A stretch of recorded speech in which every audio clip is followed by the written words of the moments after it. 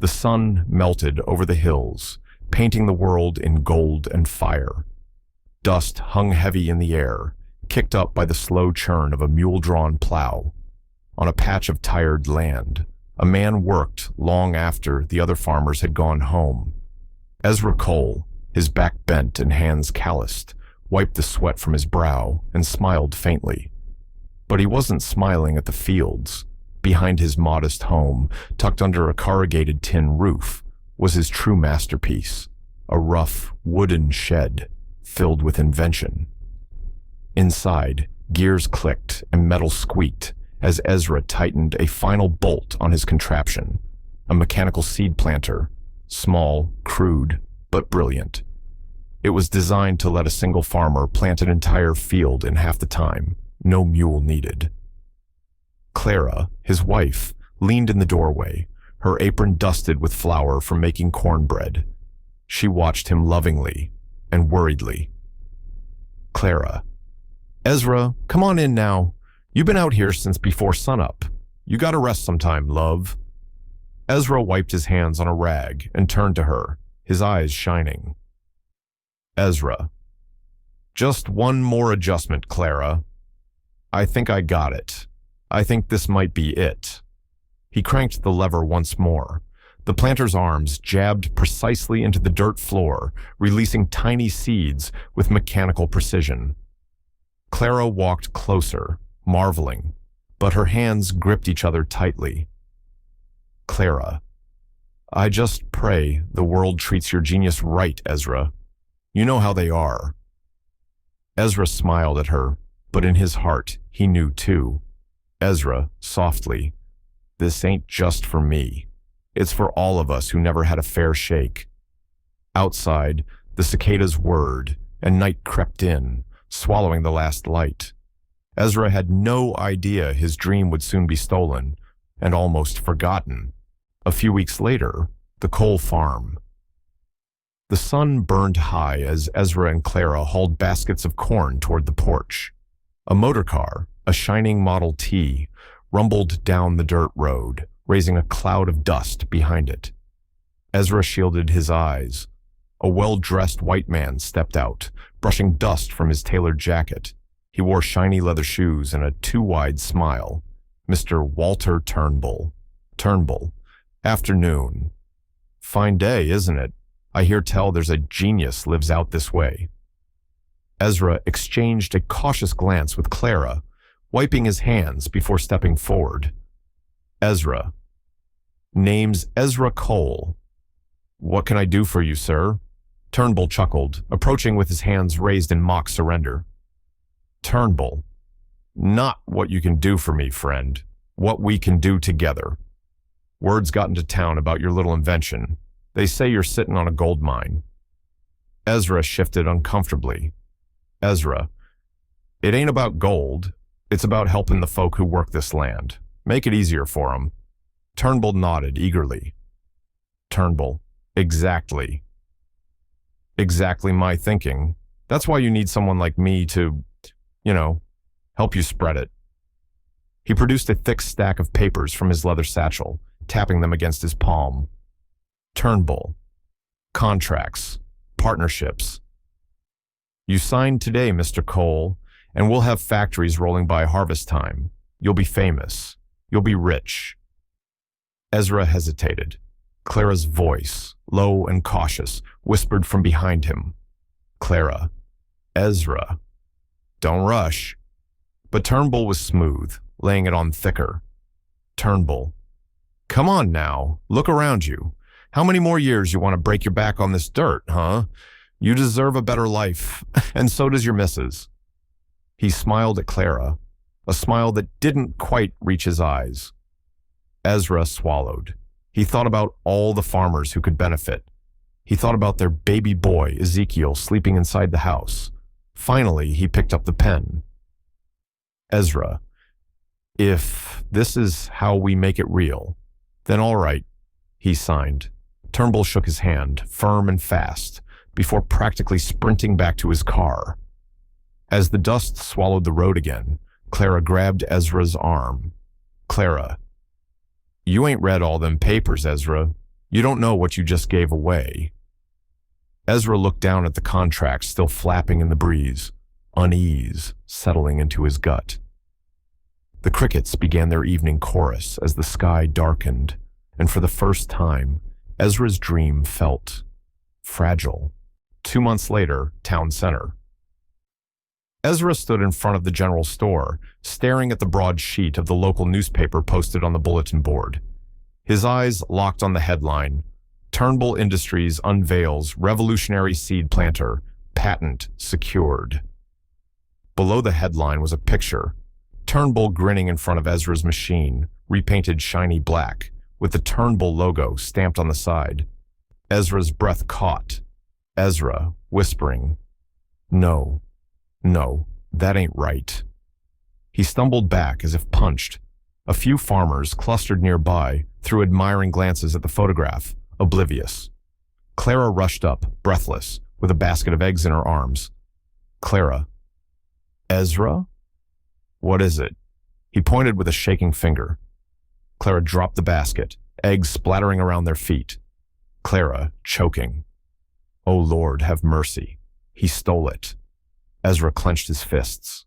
The contract, the one Turnbull had rushed him into signing, had given away everything. Ownership, credit, future profits.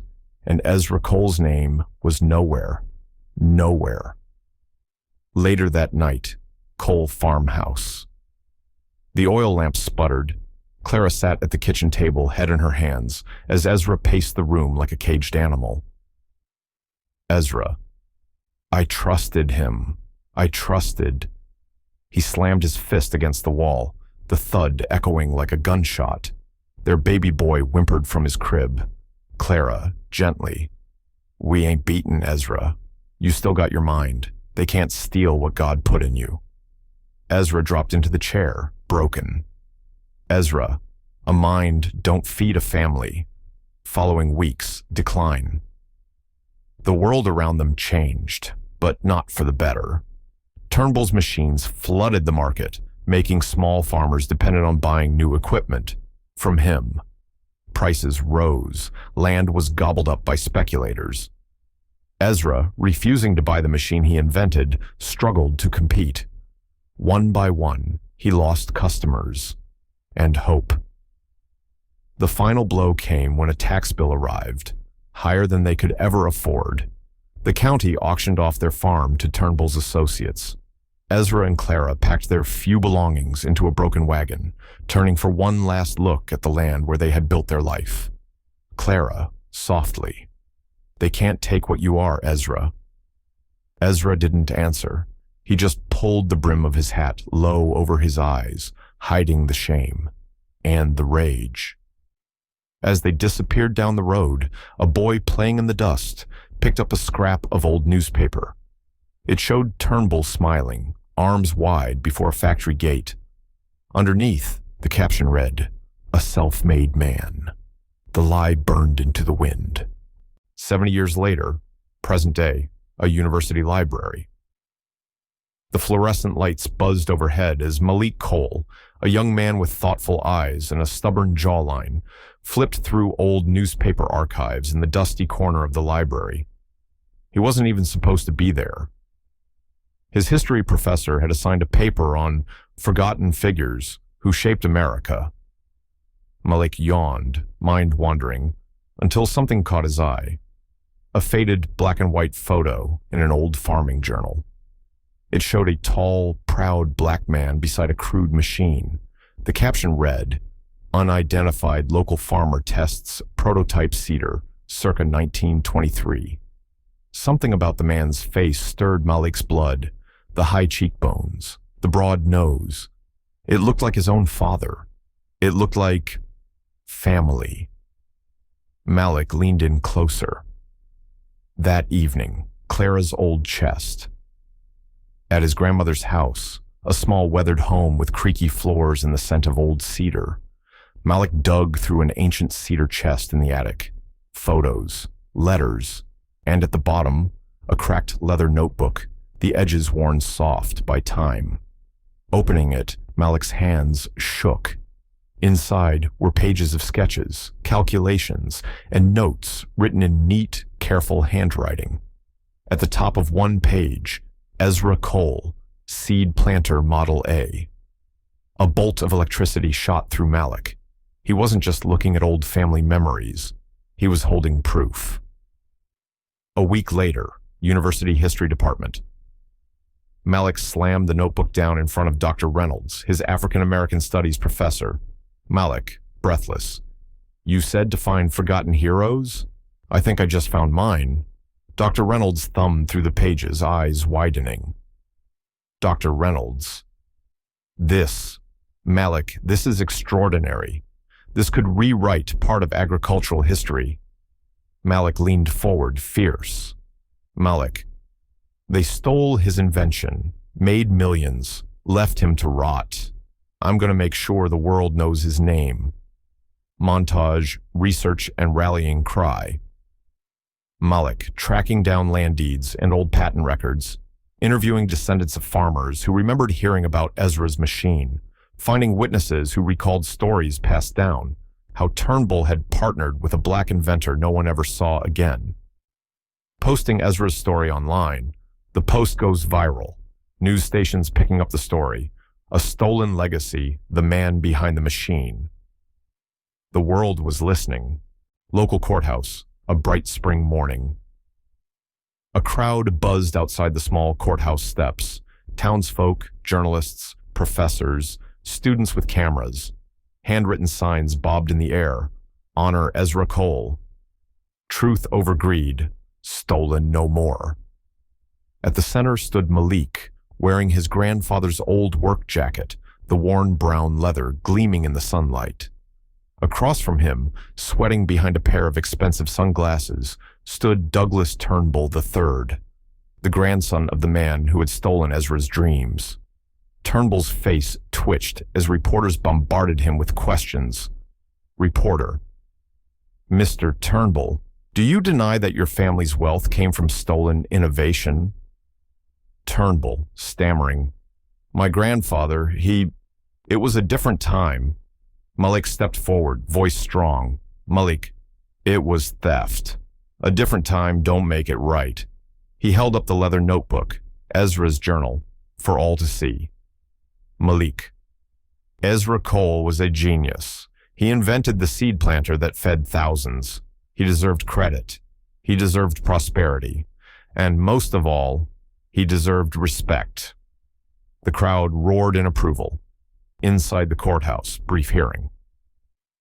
Though Malik couldn't sue for damages, the statute of limitations had long passed. He could petition for Ezra's rightful recognition in the town records, in National Agricultural Archives, and even in the National Inventors Hall of Fame. Evidence poured out. Ezra's sketches predating Turnbull's patent filing. Eyewitness statements from surviving families. A hand-typed letter where Turnbull bragged to a friend about finding a clever little Negro to do the thinking. The judge, an older black woman with salt and pepper hair, banged her gavel after the hearing. Judge: "The historical record shall be amended. Ezra Cole will be recognized as the true inventor of the Cole model seed planter. Furthermore, a public apology is ordered from the Turnbull estate." Turnbull III slumped in his chair, humiliated. Malik closed his eyes briefly, feeling the weight of generations lift, just a little. Later, that day, memorial ceremony. A brand new bronze statue was unveiled in the town square. It showed Ezra Cole, standing tall, blueprint in one hand, seed planter model in the other, gazing toward the horizon. At the foot of the statue, a plaque read, "Ezra Cole, 1893 to 1967, innovator, visionary, builder of dreams." Malik stepped to the podium, voice raw with emotion. "Malik, my grandfather planted seeds not just in the earth, but in history.